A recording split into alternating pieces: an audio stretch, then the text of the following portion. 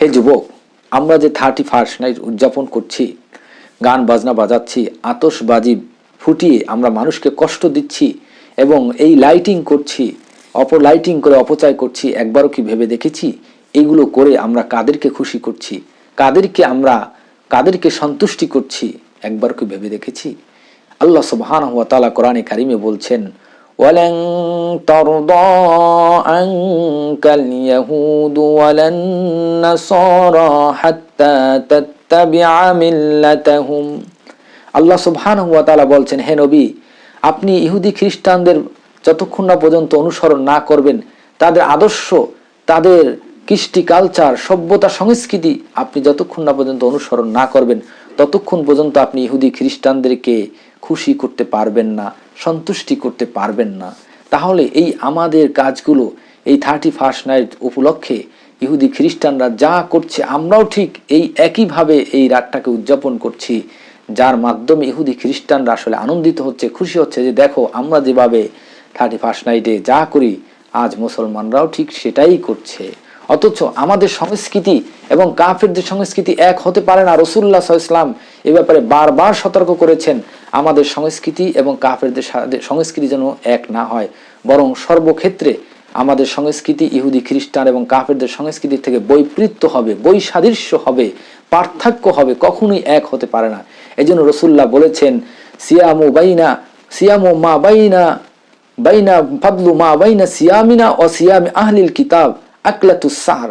রাসূলুল্লাহ বলেছেন, আমাদের রোজা এবং আহলে কিতাব ইহুদি খ্রিস্টানদের রোজার মধ্যে পার্থক্য হলো আমাদের রোজায় আমরা সাহারি খাই রাতে, আর ইহুদি খ্রিস্টানরা তারা রাতে সাহারি খায় না। এমনি ভাবে রাসূলুল্লাহ বলেছেন, খলিফুল মুশরিকিন, তোমরা মুশরিকদের থেকে তোমরা দাড়ি বড় রেখে, রাসূলুল্লাহ বলেছেন তোমরা দাড়ি বড় রেখে এবং মোষ বা গোঁফ ছোট করে তোমরা মুশরিকদের বিরোধিতা করো, বৈপরীত্য সাধন করো, পার্থক্য করো। কারণ মুশরিকরা দাড়ি রাখে না, তাই তোমরা দাড়ি বড় করো এবং মোষকে ছোট করে মুশরিকদের বিরোধিতা করো। এমনি ভাবে রাসূলুল্লাহ বলেছেন যে ইহুদি খ্রিস্টানরা তারা জুতা এবং মোজা পরে নামাজ পড়ে না, তোমরা জুতা এবং মোজা পরে নামাজ পড়ে মুশরিকদের বিরোধিতা করো, ইহুদি খ্রিস্টানদের বিরোধিতা করো। এমনি ভাবে রাসূলুল্লাহ সাল্লাল্লাহু আলাইহি ওয়াসাল্লাম বলেছেন যে ইহুদিরা 10ই মুহররম শুধু রোজা রাখে। রাসূলুল্লাহ বলেছেন তোমরা তাদের সংস্কৃতির সাথে যে আমাদের সংস্কৃতি যেন এক হয়ে না যায়, এজন্য তোমরা কি করবে, 10ই মুহররমের আগে একদিন রোজা রাখবে এবং অথবা পরে একদিন রোজা রেখে তাদের থেকে বৈপরীত্য করবে, বিপরীত আমল করবে, যাতে তাদের সাথে সাদৃশ্য হয়ে না যায়। এমনি ভাবে রাসূলুল্লাহ সাল্লাল্লাহু আলাইহি ওয়াসাল্লাম যখন মক্কা থেকে মদিনায় যখন সফর করলেন, মদিনায় সফর করে দেখতে পেলেন যে ইহুদি খ্রিস্টানরা 2টা দিন আনন্দ উদযাপন করে, সেই দিন খেলাধুলা করে।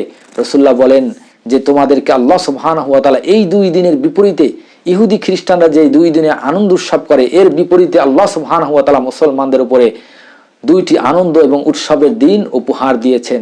একটা দিন হচ্ছে ঈদুল ফিতর, আরেকটি হচ্ছে ঈদুল আদহা, অর্থাৎ রমজানের ঈদ এবং কোরবানের ঈদ। এই 2 দিনে তোমরা কি করবে, আনন্দ উৎসব করবে।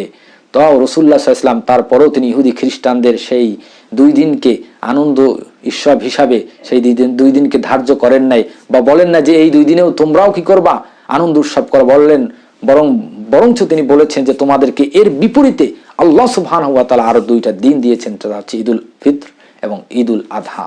প্রিয় ভাইয়েরা, প্রিয় বন্ধুরা, তাই রাসূলুল্লাহ সাল্লাল্লাহু আলাইহি ওয়াসাল্লাম বলেছেন, মান তাশাব্বাহা বিকওমিন ফাহুয়া মিনহুম, যে ব্যক্তি অন্য কোনো জাতি বা গোষ্ঠীর সংস্কৃতি অনুসরণ করবে, কৃষ্টি কালচার অনুসরণ করবে, ফাহুয়া মিনহুম, সে তাদেরই অন্তর্ভুক্ত হবে, সে তাদেরই দলভুক্ত হবে। অতএব হে যুবক ভাই, আমরা কি একটু ভেবে দেখেছি, একটু চিন্তা করে দেখেছি, এই যে 31st নাইট বা কাফেরদের এক একটা দিবস প্রতি মাসের পর মাস, বছরের পর বছর এক একটার পর এক একটা দিবস আসতে থাকে, আমরা মুসলমানরাও তাদের অনুযায়ী, তারাও যেভাবে সেই দিবসগুলো পালন করে আমরাও ঠিক সেভাবে পালন করি। আমরা কি একবারও ভেবে দেখেছি, আমরা কি একবারও চিন্তা করে দেখেছি যে আমরা যে এই দিবসের নামে অশ্লীলতা প্রচার করছি, গান বাজনার মাধ্যমে, আতশবাজির মাধ্যমে অশ্লীলতা, বেহায়াপনা প্রচার করছি মুমিন সমাজের মধ্যে? আল্লাহ এই ব্যাপারে কঠোর হুঁশিয়ারি দিয়েছেন।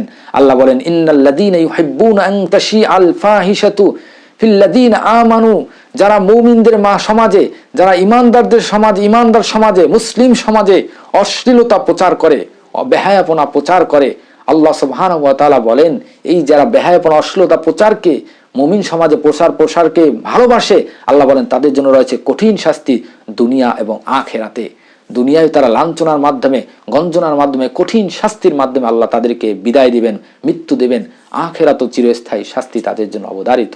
প্রিয় ভাইরা, আমরা অতএব এই ইহুদি খ্রিস্টানদের সভ্যতা সংস্কৃতি আমরা ছুঁড়ে মেরে আমরা ইসলামের দিকে, ইসলামী সভ্যতা সংস্কৃতি, ইসলামের স্বতন্ত্র সভ্যতা সংস্কৃতি, কৃষ্টি কালচারকে আমরা অনুসরণ করার চেষ্টা করি। আমাদের তো উচিত যে দীর্ঘ 1 বছরে আমাদের যে গুনাহ হয়েছে সেগুলো আল্লাহর কাছে ক্ষমা চাওয়া এবং আগামী বছরে যেন আমরা পুত পবিত্র থাকতে পারি, গুনাহ থেকে বেঁচে থাকতে পারি, এই জন্য আল্লাহ পাকের কাছে দোয়া চাওয়া।